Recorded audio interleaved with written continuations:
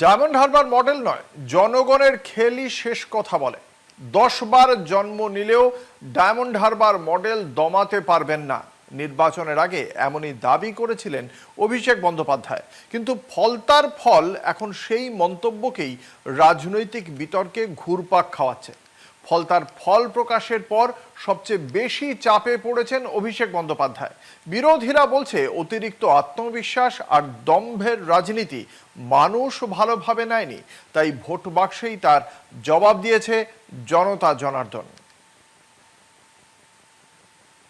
অভিষেক বন্দ্যোপাধ্যায় গত কয়েক বছরে নিজেকে তৃণমূলের ভবিষ্যৎ মুখ হিসেবে প্রতিষ্ঠা করার চেষ্টা করেছেন। ডায়মন্ড হারবার মডেল, আইপ্যাক নির্ভর প্রচার, বিশাল জনসভা, সোশ্যাল মিডিয়ায় আগ্রাসী উপস্থিতি, সব মিলিয়ে একটি অজেয় ভাবমূর্তি তৈরি করা হয়েছিল। কিন্তু ফলতার ফল সেই নির্মিত ইমেজে বড় ধাক্কা দিল।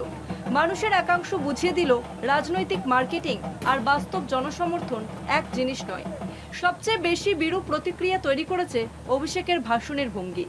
ইলেকট্রিক চুল্লি মন্তব্য শুধু বিরোধীদের নয়, তৃণমূলের কর্মীদের তথা সাধারণ ভোটারদেরও অস্বস্তিতে ফেলেছিল। এখানে জাহাঙ্গীর আমাকে আস্তে আস্তে বলেছে, দাদা সব দিয়েছো, একটা বৈদ্যুতিক চুল্লি করে দিতে হবে। আমি ভাবলাম 4 তারিখ ফল বেরোনোর পর কিছু লোক তো হার্ট অ্যাটাক করবে, তাদের সৎকারটাও ভালো করে করা আমাদের উচিত। করে দেবো, আমি কথা দিয়ে যাচ্ছি, লড়াই করে যত দ্রুত সম্ভব বৈদ্যুতিক চুল্লি হবে এখানে।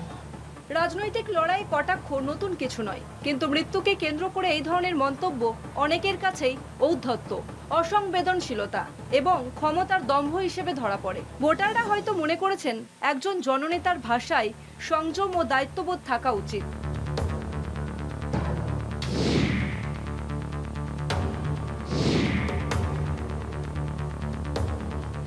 আরও বড় প্রশ্ন উঠছে তথাকথিত ডায়মন্ড হারবার মডেল নিয়ে। যদি সেই মডেল এতটাই শক্তিশালী হয়, তাহলে নিজের সাংসদ এলাকার অন্তর্গত ফলতায় এমন ভরাডুবি কেন?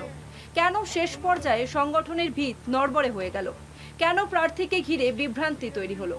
অভিষেকের বিরুদ্ধে এসব প্রশ্ন এখন তৃণমূলের অন্দরেই ঘুরছে।